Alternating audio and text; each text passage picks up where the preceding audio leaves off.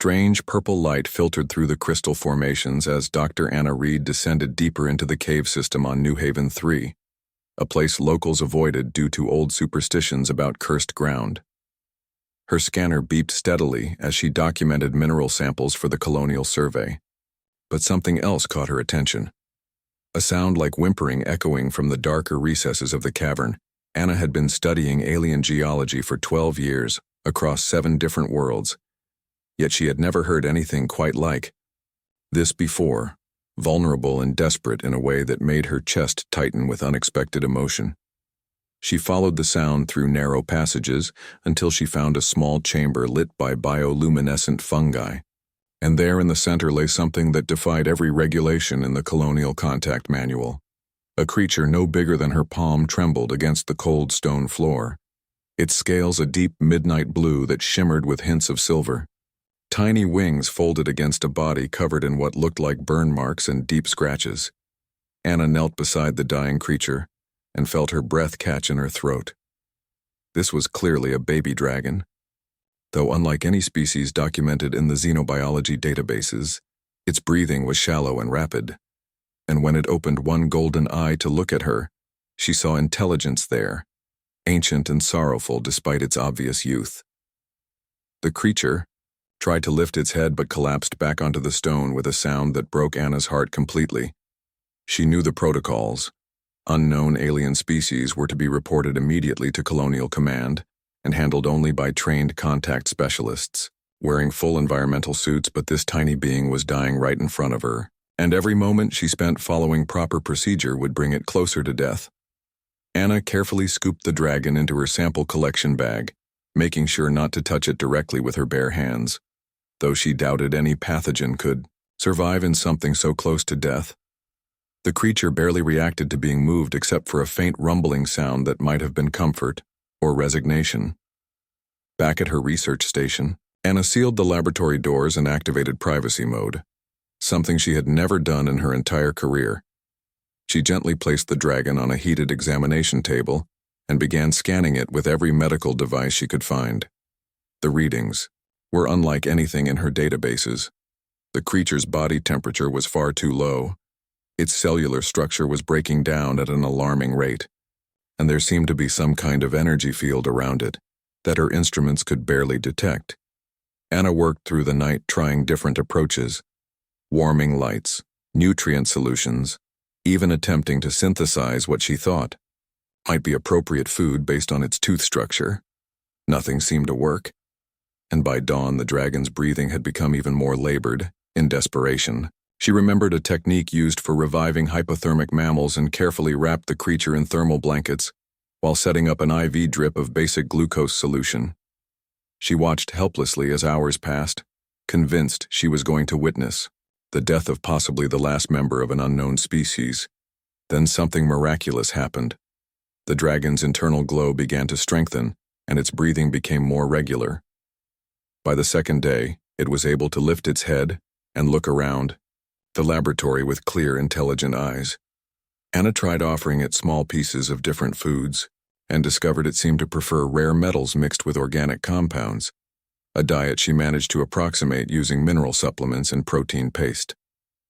The dragon accepted her offerings cautiously at first, then with growing trust as it realized she meant no harm. Over the following weeks, Anna watched in amazement as the creature grew stronger and larger, its wounds healing with supernatural speed. Once it began eating regularly, it soon became clear that this was no ordinary animal. The dragon demonstrated problem-solving abilities that rivaled those of higher primates, and seemed to understand human speech even though it could not respond in kind. Anna found herself talking to it during her research work, explaining what she was doing and sharing her thoughts about life on New Haven 3. The dragon would watch her with those golden eyes, occasionally making soft sounds that seemed almost conversational. She named it Ember because of the warm glow that emanated from its scales when it was content or curious about something. As Ember grew from palm-sized to the length of her forearm, Anna realized she faced an impossible situation. She could not keep hiding a rapidly growing dragon indefinitely, but she also could not bear the thought of turning it over to colonial authorities who would treat it as a specimen, rather than a sentient being. The dragon seemed to sense her internal conflict and would often curl up next to her datapad while she worked, as if offering comfort. Anna began documenting everything about Ember's behavior and development in encrypted files, uncertain what she would eventually do with the information, but knowing it was important to preserve. She created elaborate schedules to avoid her research colleagues, always making sure Ember was safely hidden before anyone else entered her laboratory. The deception weighed on her conscience, but every time she looked at those intelligent golden eyes, she knew she was doing the right thing. One evening, as she sat reviewing her notes, Ember approached her chair and gently placed one clawed foot on her hand. Anna felt a strange sensation, not quite physical touch, but something deeper, as if the dragon was trying to communicate directly with her mind. Images flashed through her thoughts that were not her own. Vast star fields, beings of incredible size and majesty, and an overwhelming sense of loss and abandonment. She realized with shock that Ember was somehow sharing its memories with her, and what she saw broke her heart all over again. The dragon had been cast out, by its own kind for reasons it did not understand, left to die alone in the crystal caves because it was somehow different from the others. Anna reached out with her thoughts, trying to project feelings of safety and acceptance, and felt Ember respond with what could only be described as gratitude mixed with desperate hope. From that moment forward, their bond deepened beyond anything Anna had ever experienced with another living being. She understood that she was no longer just caring for an abandoned alien creature. She had become family to a being whose intelligence and emotional capacity might exceed her own. The weight of that responsibility was both terrifying and wonderful, and Anna knew her life would never be the same. As Ember continued to grow, and their psychic connection strengthened, strange energy readings began appearing on the colony's monitoring systems. Anna tried to mask them by running her geological equipment at random intervals, but she knew it was only a matter of time before someone investigated more thoroughly. She found herself lying awake at night, holding Ember close and wondering how long they could continue living in secret before the outside world discovered what she had done. Little did she know that across the galaxy, ancient beings were already sensing the presence of their lost child and preparing to come looking for answers. 6 months later, rain drummed against the laboratory windows while Ember stretched across Anna's desk like a living piece of art. Now the size of a house cat with scales that shifted from midnight blue to deep purple depending on the light, Anna had learned to read the dragon's moods through subtle changes in color and the intensity of its natural luminescence. Bright golden when happy, dim silver when thoughtful, and a worried flickering when something troubled its alien mind. Their daily routine had become a carefully choreographed dance of secrecy. Anna would rise before dawn to feed Ember a breakfast of processed minerals and synthetic proteins, then hide the dragon in a specially modified storage compartment whenever her colleagues visited. The bond between them had grown beyond anything she could have imagined.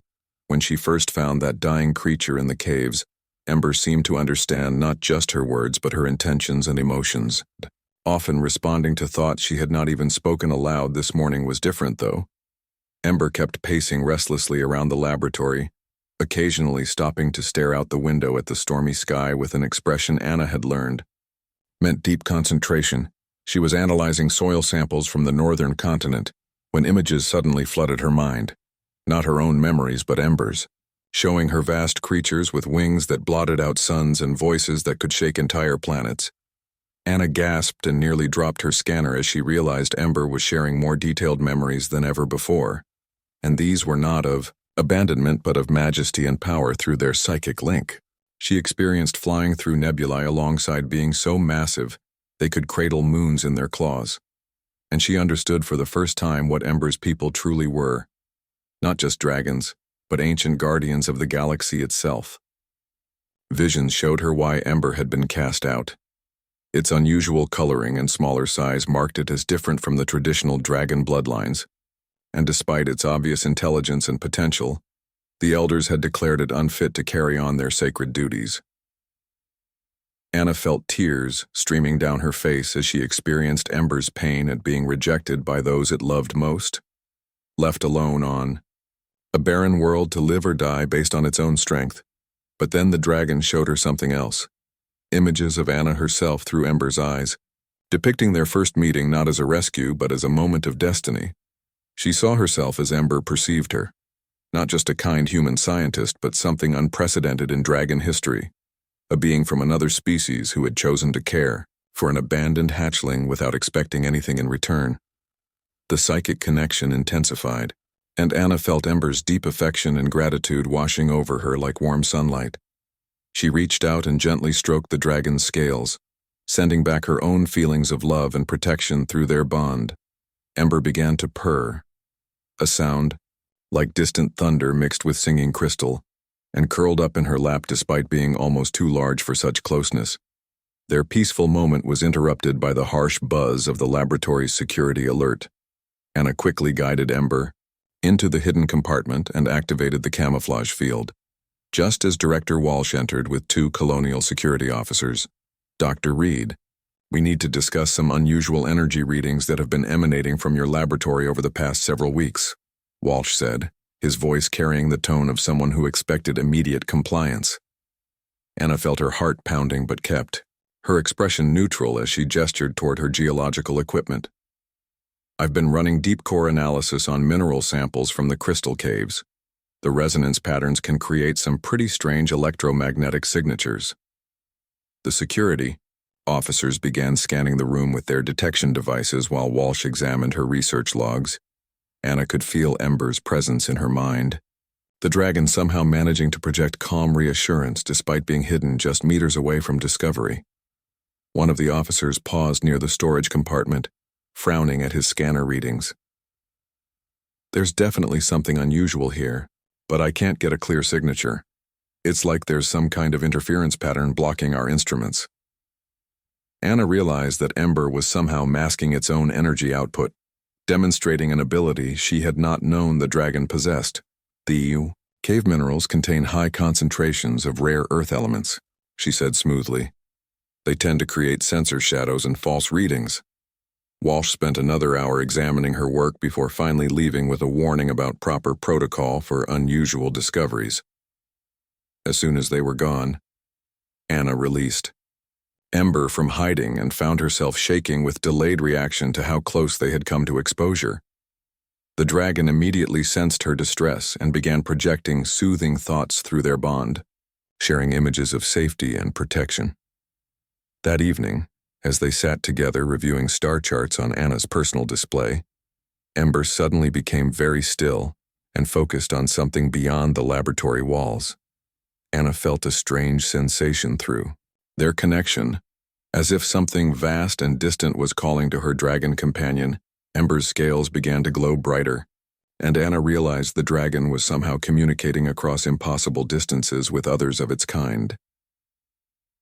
Through their bond, she caught fragments of that cosmic conversation, ancient voices sharing news of the lost hatchling who had been found and nurtured by an unprecedented alien ally. Anna understood that their secret was already spreading across the galaxy through channels she could barely comprehend. Ember turned to look at her with those golden eyes now blazing with new purpose, and she felt the dragon's determination to bridge the gap between their 2 species. The psychic images that followed showed her glimpses of a possible future, humans and dragons working together, combining their different strengths to protect and explore the galaxy. Anna saw herself standing before massive dragon councils as an equal rather than a curiosity, speaking for her entire species in discussions that would shape the fate of countless worlds. The vision was both thrilling and terrifying, but she felt Ember's absolute confidence that she was capable of such responsibility. Their bonding session was interrupted by a priority alert on Anna's communication system. Colonial Command was reporting massive energy signatures approaching New Haven 3 from deep space. Anna felt Ember's excitement spike through their connection as the dragon recognized the approaching presence of its own people. She realized with a mixture of anticipation and dread that their quiet life of secrecy was about to end forever. The time had come for the galaxy to learn what could happen when human compassion met dragon wisdom. Ember moved to the window and spread its wings, now large enough to cast shadows across the entire laboratory. And Anna felt through their bond that the dragon was preparing for a reunion it had never dared hope possible. Whatever came next would determine not just their personal fate, but the future relationship between two species that had never before encountered each other. Anna placed her hand on Ember's back and sent a pulse of love and support through their connection, knowing that together they could face whatever challenges awaited them. The rain continued to fall against the windows, but Anna could sense that a much larger storm was approaching, one that would change the course of galactic history. Emergency sirens wailed across New Haven 3 as something massive emerged from hyperspace just beyond the planet's outer moon. A vessel so enormous it appeared to be carved from living obsidian and adorned with crystalline structures that pulsed with their own internal light. Anna stood in the Colonial Command Center alongside Director Walsh and a dozen other terrified officials, watching through the main viewport as the dragon ship slowly approached their world. The vessel was unlike anything in human design philosophy. Organic curves blended seamlessly with geometric patterns that seemed to shift and change as they watched, creating an effect that was both beautiful and utterly alien. "It's not responding to any of our communication protocols," reported Communications Officer Harris, sweat beading on her forehead despite the controlled climate. Anna felt Ember's presence in her mind growing stronger by the minute, and through their bond she could sense the dragon's mixture of excitement and nervousness at the approaching reunion. The alien ship settled into a stable orbit above New Haven 3, and suddenly every screen in the command center flickered with the same image, a being of such magnificence that several colonists gasped aloud. The dragon that appeared before them was ancient beyond human comprehension. Its scales, like polished obsidian, shot through with veins of pure silver, eyes that held the wisdom of millennia burning like twin stars. When it spoke, its voice resonated not through audio systems but directly in their minds, each word carrying harmonics that seemed to touch their souls. "I am the Scale-Bearer, eldest of the Void Seekers, and I have come seeking a lost child of our people." Director Walsh stepped forward despite his obvious terror, his voice barely steady as he attempted to establish diplomatic protocol. "This is Colonial Director Walsh of New Haven 3. We are honored by your presence, but we have no knowledge of any dragon presence on our world." Anna felt her heart stop as those cosmic eyes seemed to focus directly on her, and she realized the Scale-Bearer was somehow aware of her connection to Ember. "The one I seek is here, and it has formed a bond unprecedented in the history of our kind, a bond with one of your species." Through her psychic link with Ember, Anna felt the dragon's urgent desire to reveal itself, but she also sensed its fear that doing so might result in their separation. The Scale-Bearer continued speaking, its mental voice now carrying undertones of something that might have been approval. "We have been watching your people for some time, humans of New Haven 3, and we have seen qualities in your species that intrigue us greatly." Anna felt compelled to step forward, her scientific training warring with every survival instinct she possessed. "I am Dr. Anna Reed. If you're looking for a young dragon, then I believe I can help you." The ancient being's attention focused on her with intensity that made her knees weak, but she forced herself to continue. 6 months ago, I found an injured dragon hatchling in the crystal cave south of here. It was dying, and I couldn't just leave it to suffer." Director Walsh spun toward her with an expression of shock and betrayal, but Anna ignored him as she felt Ember's presence growing stronger in her mind. "This human speaks truth," the Scale-Bearer declared, its mental voice now carrying warmth that hadn't been there before. "She has done something that we believed impossible. She has successfully raised and bonded with one of our young, without any knowledge of our ways or needs." The command center erupted in confused voices as Anna's colleagues realized what she had been hiding from them for months, but Anna was focused entirely on the Scale-Bearer as it continued its telepathic address. "The hatchling you saved was cast out by those who could not see past physical differences to recognize true worth, an act that shames our entire race." Anna felt tears building in her eyes as she experienced Ember's emotional response to these words through their bond. "But you, Anna Reed of the humans, saw what we could not. That this child possessed not just intelligence, but a capacity for connection that surpasses even our ancient traditions." The dragon ship's crystalline structures began to pulse brighter, and Anna realized that Ember was somehow communicating with the Scale-Bearer across the distance between the surface and orbit. The bond you have formed with our lost child is sacred by any measure. You have become what we call clutch sister, family by choice rather than blood. Director Walsh found his voice despite his obvious confusion. Dr. Reed, is this true? Have you been harboring an alien creature without authorization for 6 months? Anna straightened her shoulders and met his accusing gaze steadily. Yes, and I would do it again without hesitation. Ember was dying, and saving lives comes before following regulations. The scale-bearer's approval flowed through the telepathic connection like warm honey ember, a fitting name for one whose inner fire burns so brightly despite early hardships. Anna felt her dragon companion's joy at having its chosen name acknowledged by one of the ancient elders. We must meet in person. Anna Reed, both to honor what you have accomplished and to determine how this unprecedented bond might benefit both our peoples. Within hours, Anna found herself aboard a colonial transport heading for the Dragon vessel, accompanied by Director Walsh and a full diplomatic team, but she knew that the real communication would be between herself, Ember, and the scale-bearer, 3 beings whose connection transcended species boundaries.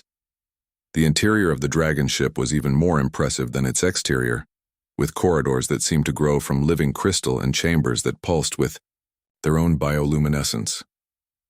When they finally entered the scale-bearer's presence chamber, Anna felt Ember's excitement spike to almost overwhelming levels. The ancient dragon was even more magnificent in person, its massive form radiating power and wisdom that made Anna feel like an insignificant speck in comparison. But when Ember finally emerged from Anna's transport case, now grown to the size of a large dog with scales that shimmered like liquid starlight, the scale-bearer's demeanor shifted to something approaching wonder. Behold, the lost child lives and thrives, bonded to one whose compassion knows no species, boundaries. Ember flew directly to Anna and perched on her shoulder, projecting such intense affection through their bond that she almost staggered under the emotional weight. The scale-bearer observed their interaction with eyes that seemed to catalog every detail. This connection you share, it is unlike anything in our recorded history, yet it feels as natural as stellar formation. Anna found her voice despite being in the presence of such an ancient being. Ember has taught me more about courage and loyalty than any human ever has. Caring for your child has been the greatest privilege of my life. The scale-bearer's massive head tilted in what might have been approval. And you, small one. It addressed Ember directly through telepathic channels Anna could somehow perceive. You have found what we could not provide. Acceptance without condition, love without expectation of conformity. Ember responded with a burst of psychic communication too complex for Anna to fully understand, but she caught the emotional essence. Gratitude, love, and fierce protectiveness toward both her and the scale-bearer. This changes everything, the ancient dragon declared. If humans are capable of such profound connection with our kind, then perhaps it is time for our 2 species to know each other properly. Anna felt the weight of history shifting around her as she realized she had accidentally become the first human ambassador to one of the galaxy's most ancient and powerful races. Through her bond with Ember, she sensed that this was only the beginning of something far greater than any of them could imagine. 3 weeks after first contact with the scale-bearer, Anna's simple research station had transformed into the most important location in known space. Dozens of dragon ships now hung in orbit around New Haven 3 like living monuments to ancient power. Each vessel that arrived brought another elder dragon seeking to witness the unprecedented bond between human and dragon kind, turning Anna's modest laboratory into an impromptu embassy that colonial engineers scrambled to expand daily. She stood in what had once been her mineral analysis chamber, now converted into a meeting hall where beings older than human civilization gathered to share their stories and wisdom. Ember perched beside her, no longer hiding but proudly displaying the iridescent scales that marked him as different from traditional dragon bloodlines. Scales that now seemed to shift through every color of the spectrum. When he was particularly content, the latest arrival was Starweaver, a dragon whose scales appeared to contain actual miniature galaxies that swirled and sparkled as she moved through the enlarged chamber. In all my travels across 17 star systems, I have never encountered a species with such natural capacity for interspecies bonding, Starweaver declared. Her mental voice carrying harmonics like celestial music, Anna felt overwhelmed by the constant attention from beings whose lifespans were measured in millennia. But Ember's steady presence in her mind provided an anchor of familiar comfort. Through their bond, she could sense his pride at being the catalyst for this historic gathering, though he still occasionally projected anxiety about whether he truly belonged among such magnificent creatures. The scale-bearer had taken on the role of primary communicator, translating the more complex dragon concepts into thoughts Anna could understand. Your species fascinates us, the ancient dragon explained during one of their private conversations. Dragons have always been solitary by nature, coming together only for the most crucial matters. Yet you humans seem to instinctively form social bonds with any creature showing intelligence and need. Anna had learned to participate in the collective dragon communications, though she could only contribute simple emotional concepts compared to their elaborate psychic exchanges. Today's gathering focused on sharing knowledge about human society, and Anna found herself describing concepts that seemed completely alien to the dragon perspective. Humans rarely live more than a century, she explained, so we have to form connections quickly and maintain them intensively to accomplish anything meaningful. The assembled dragons processed this information with something approaching wonder. Such brief lives, yet such intense dedication to others, mused Void Caller, whose obsidian scales seemed to absorb light rather than reflect it. Perhaps this is why your species develops empathy so readily. You understand the precious nature of limited time. Anna felt Ember's agreement through their bond as he projected images of their early weeks together, when every day had been a struggle to keep him alive. The psychological connection she shared with her dragon companion had become a subject of intense study for the elder dragons, who used methods of mental examination far beyond human science. The bond between Anna and Ember transcends anything in our historical records, reported Soulseeker, whose specialty was analyzing psychic connections. It appears to be completely voluntary on both sides, maintained through mutual affection rather than instinctual compulsion. Anna blushed as she realized the dragons were discussing her relationship with Ember, as if it were a unique phenomenon worthy of scientific study. But she also felt proud that their connection had proven to be genuine rather than some form of psychic manipulation. Each day brought new dragons seeking to meet the human who had saved their lost child, and each visitor brought gifts that defied human understanding of physics and biology. Dreamkeeper presented Anna with a crystal that contained actual crystallized memories, allowing her to experience fragments of dragon history dating back millions of years. Stormrider offered Ember a scale from his own hide that would allow the young dragon to call upon the elder's strength in times of need.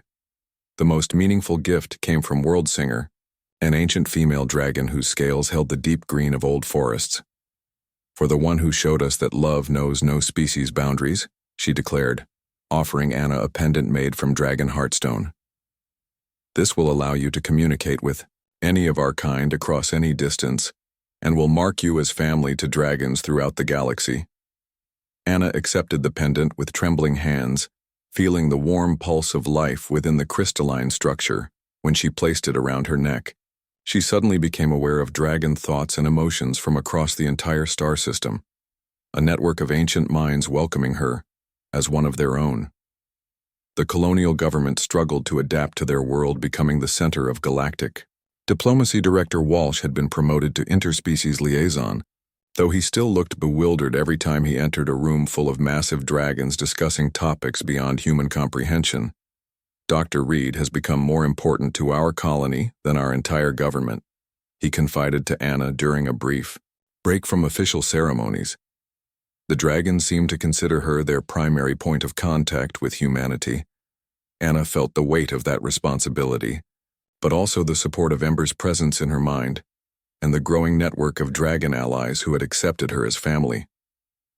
The transformation of her research station continued as more dragons arrived and established temporary residences in crystalline structures they grew from the planet's mineral deposits. Her simple quarters had been expanded into a suite worthy of a galactic ambassador. though she still preferred to spend most of her time in the laboratory where she had first nursed Ember back to health. The young dragon had grown dramatically under the influence of so many elder dragons, his scales now shifting through patterns that reflected the wisdom being shared with him daily. But despite his increasing size and power, he remained devotedly bonded to Anna, often curling up beside her desk while she worked on reports for the colonial government. You realize that what you have accomplished here will be studied and celebrated for generations, the scalebearer told her during one of their evening conversations, the first successful interspecies adoption in recorded galactic history, and it happened because one human could not bear to watch suffering and do nothing. Anna felt humbled by the praise but also concerned about the future. What happens when other humans want to meet dragons? Will your people be willing to extend this acceptance to my entire species? The scalebearer's massive head turned toward the viewport where dozens of dragon ships hung against the starfield like living constellations. That decision has already been made, the ancient dragon replied. Word of this unprecedented bond has spread throughout our scattered enclaves. Dragons who have not communicated in centuries are traveling here to witness what you have accomplished.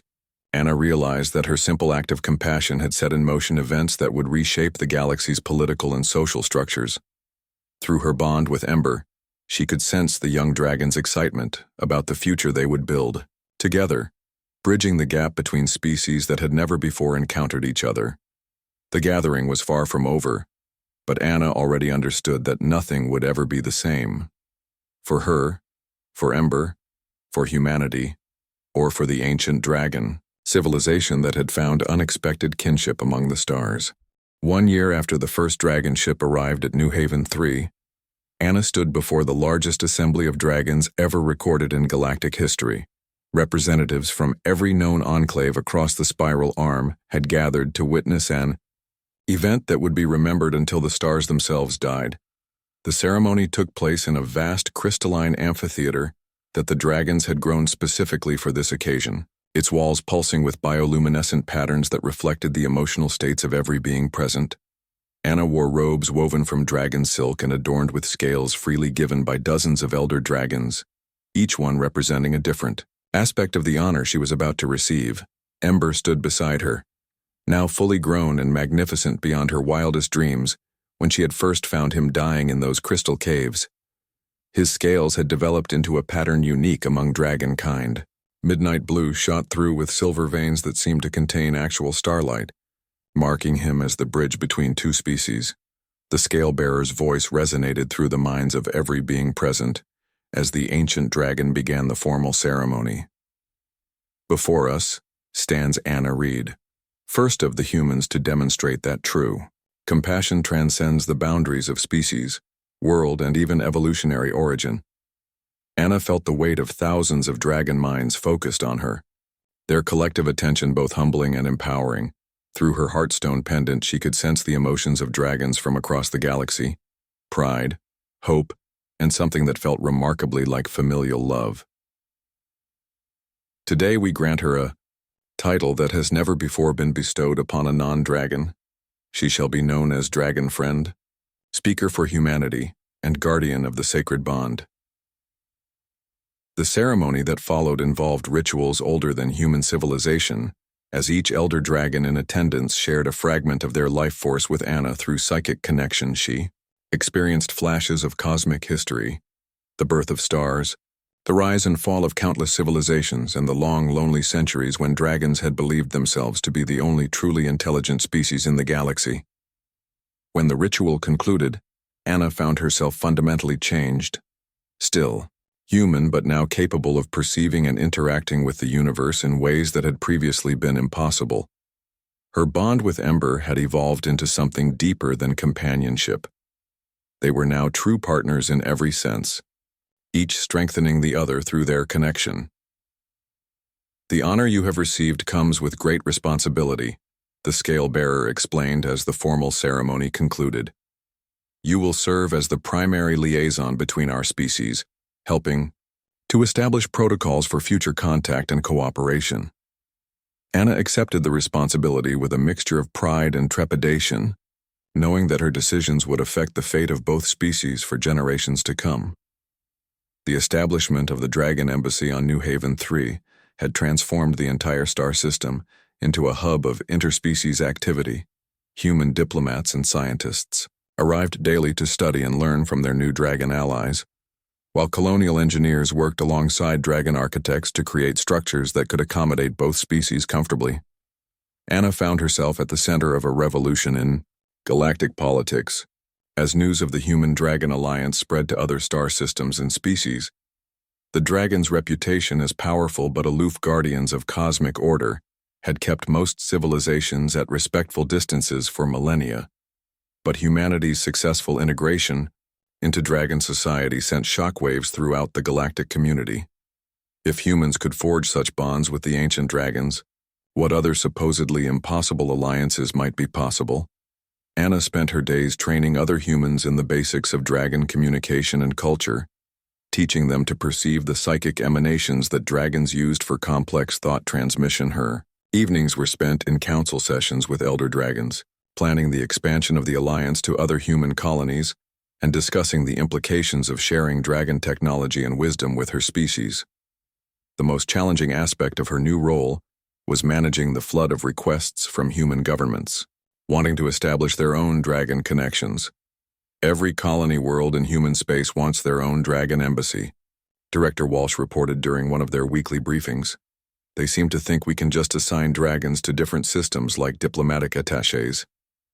Anna smiled at the misunderstanding, knowing that dragon relationships couldn't be forced or manufactured. Dragons choose their own bonds, she explained. We can facilitate meetings and provide guidance, but the connections have to develop naturally. Ember had become something of a celebrity among both species, his unique position as the first dragon to bond with a human making him a symbol of the new alliance. But despite his fame, he remained devoted to Anna above all else, often accompanying her to meetings where his presence served as a living reminder of what was possible when different species opened their hearts to each other.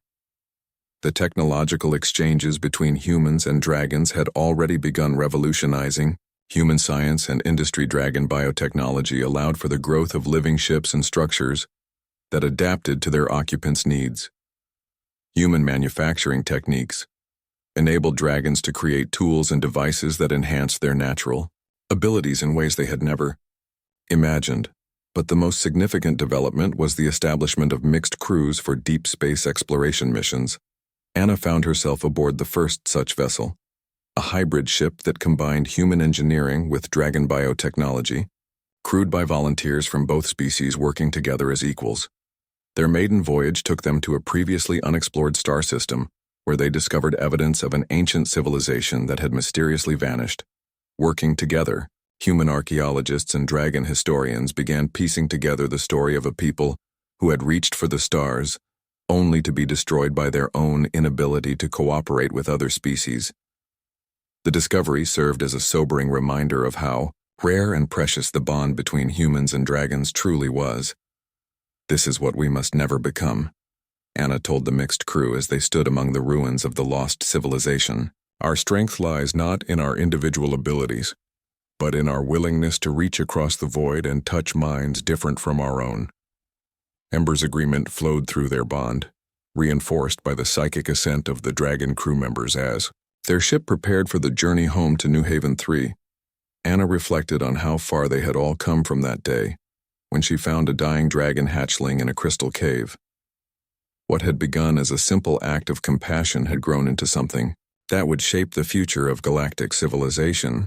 Through her connection to the dragon network, she could sense similar bonds beginning to form between humans and dragons on other worlds. Each new friendship strengthened the overall alliance and created possibilities that neither species could have achieved alone. The galaxy was changing, and Anna knew that she and Ember stood at the center of that transformation. No longer just two different beings who had found each other, but symbols of what the universe could become when compassion conquered fear. As New Haven 3 appeared on their ship's view screen, surrounded by the crystalline structures of the Dragon Embassy and the bustling traffic of interspecies commerce, Anna felt a deep satisfaction that went beyond personal accomplishment. She had helped create something beautiful and lasting, a bridge between worlds that would endure long after her own brief human lifespan had ended. through Ember's presence. In her mind, she knew that their bond would be remembered and celebrated by dragons for millennia to come. And in that legacy, she found a peace that transcended species boundaries and touched the eternal connections that link all conscious beings across the vast expanse of space and time. The future stretched before them, filled with infinite possibilities, and Anna knew that whatever challenges lay ahead, humans and dragons would face them together as family.